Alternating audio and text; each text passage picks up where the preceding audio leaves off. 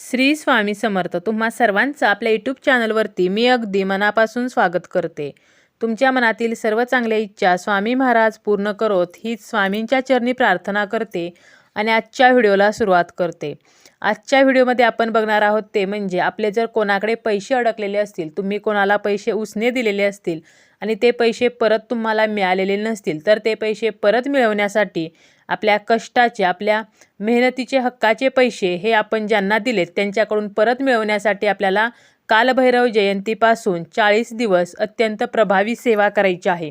ही सेवा कशी करायची आहे याबद्दलचीच माहिती आपण आजच्या या व्हिडिओमध्ये पाहणार आहोत. कालभैरव जयंती म्हणजे कालभैरवांची जयंती. बघा, फक्त भैरव वेगळे म्हणजे जे आपण भैरवनाथ म्हणतो तर ते वेगळे आणि कालभैरव तर हे वेगळे. ज्याप्रमाणे काली माता म्हणजे काळूबाई तर तसे हे कालभैरव आहेत.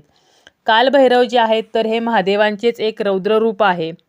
जो व्यक्ती रविवारी कालभैरवांचे दर्शन घेतो तर त्याचा कधीही अकाली मृत्यू होत नाही.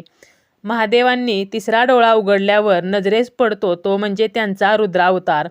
शत्रूच्या संहारासाठी त्यांनी हे कालभैरव जे रूप आहे तर हे धारण केलेले होते. आणि यावर्षी कालभैरव जयंती ही 5 डिसेंबरला मंगळवारी आहे. कालभैरव हे शक्तिपीठांचे रक्षक आहेत आणि म्हणूनच सर्व शक्तिपीठांच्या ठिकाणी कालभैरवांचे स्थान असते. कालाष्टमीच्या दिवशी कालभैरवांचा जन्म झाला. म्हणजे जी अष्टमी तिथी आहे तर ही कार्तिक महिन्यातील अष्टमी तिथी. तर या दिवसालाच आपण कालभैरवांची जयंती तर असे सुद्धा म्हणत असतो.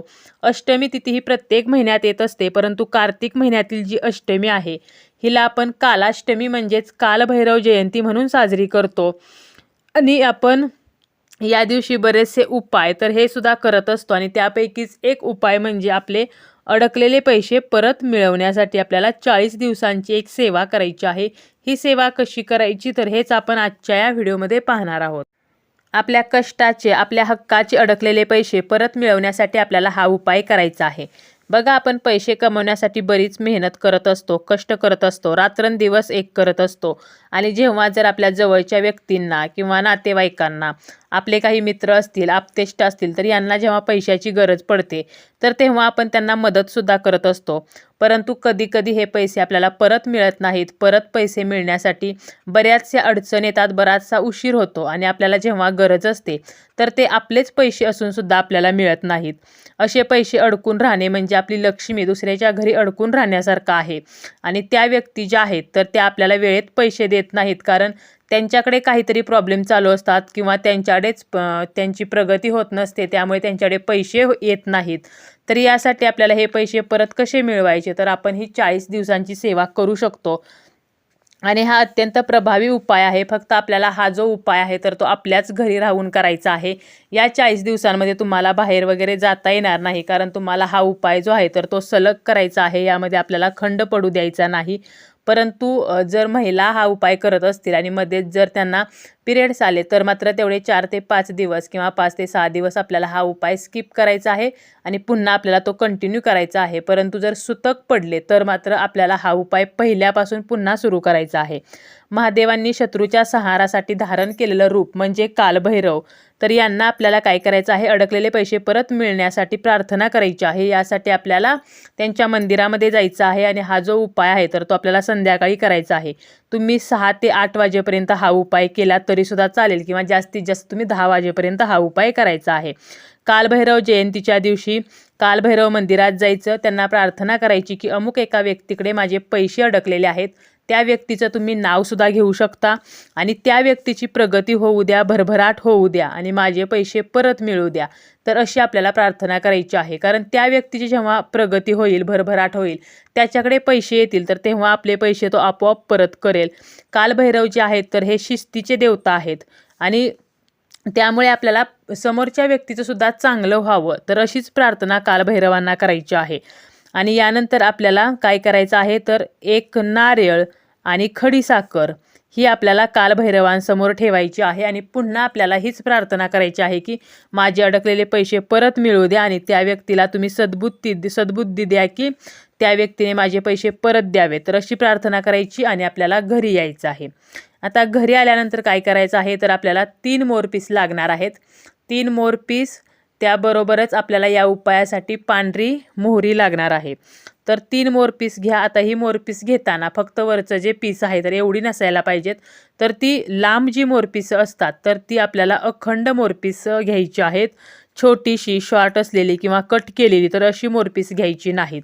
आणि ही 3 मोरपीस घेऊन आपल्या घराची जी दक्षिण भिंत आहे तर या भिंतीला आपल्याला त्रिशूल जसा असतो मध्ये एक मोरपीस आणि त्याच्या दोन्ही साईडला एक एक, तर असं त्रिशूल जसं आहे तर त्या पद्धतीमध्ये आपल्याला चिकटवायचे आहेत. तुम्ही टेपने वगैरे ही मोरपीस आपल्या दक्षिण भिंतीला चिकटवू शकता. आणि ही चिकटवल्यानंतर त्या मोरपिसांसमोर आपल्याला 2 अगरबत्ती लावायच्या आहेत. त्या मोरपिसांना आपल्याला अगरबत्तीने ओवाळायचं आहे.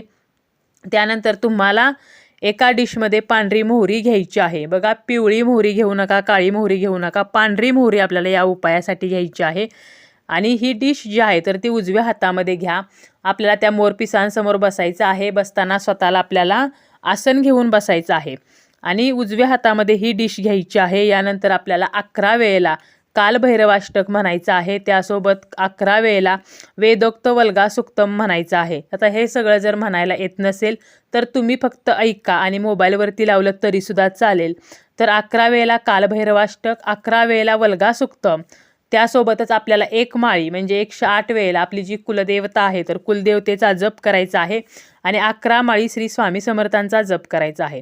आता आपल्या उजव्या हातामध्ये डिश असणार आहे त्यामुळे मग जप कसा करायचा, तर तुम्ही 11 माळी जेव्हा श्री स्वामी समर्थांचा जप करणार आहात तर तेव्हा तुम्ही मोबाईलमध्ये बघून टायमिंग लावू शकता. आणि 30 मिनिटे म्हणजे अंदाजे आपल्याला अर्धा तास हा जप करायचा आहे की अर्ध्या तासामध्ये 11 माळी जप हा होऊ शकतो.